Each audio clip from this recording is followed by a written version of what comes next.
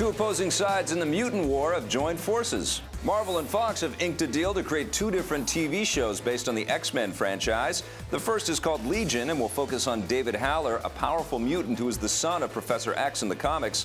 Expect to see that on FX. The second show has the working title Hellfire and will focus on the villainous Hellfire Club from the comics. The shows are being produced by Fox Television and Marvel Entertainment's new small screen division. Although X-Men is owned by Marvel, a subsidiary of Disney, the big screen rights to the franchise have been held by Fox for decades. It's unclear if the shows will take place in the same universe as the X-Men movies. And over in the DC Comics universe, you don't have to wait until next year to meet Batfleck. The new Batman costume and Batmobile from the big screen Batman vs. Superman Dawn of Justice are coming to the game Batman Arkham Knight. They'll be part of the downloadable content for November, which means you'll have plenty of time to get used to them before the film hits theaters in March.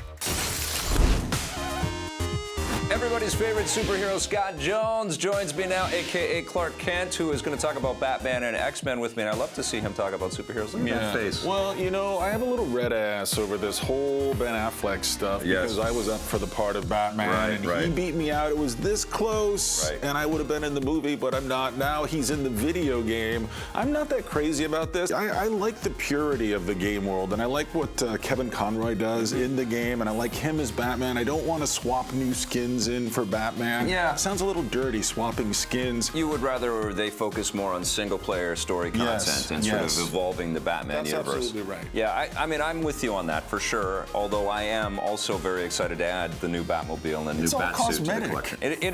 It is all cosmetic, absolutely. But I'm a collector of action figures, so what can I say? You have OCD, my friend. I have digital action figures in this game right now.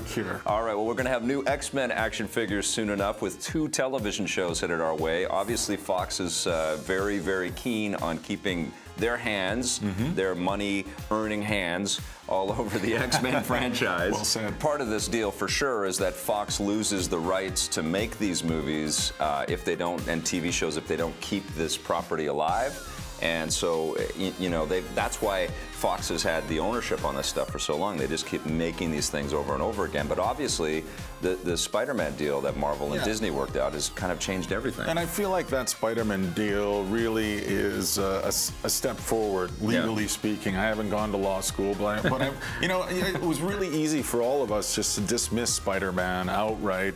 And making him relevant again is going to be a huge uphill battle at this point. For sure. So you got to be careful with these things. Yeah, and you know, they're going to have to be careful with how they cast post Hugh Jackman leaving the X-Men universe. You know, and if Disney and Marvel are working with Fox on sort of a reinvention of everything, maybe that's enough to bring Hugh Jackman to another movie. I guess the determining factor will be whether the next Wolverine movie, the solo movie, does really well or not.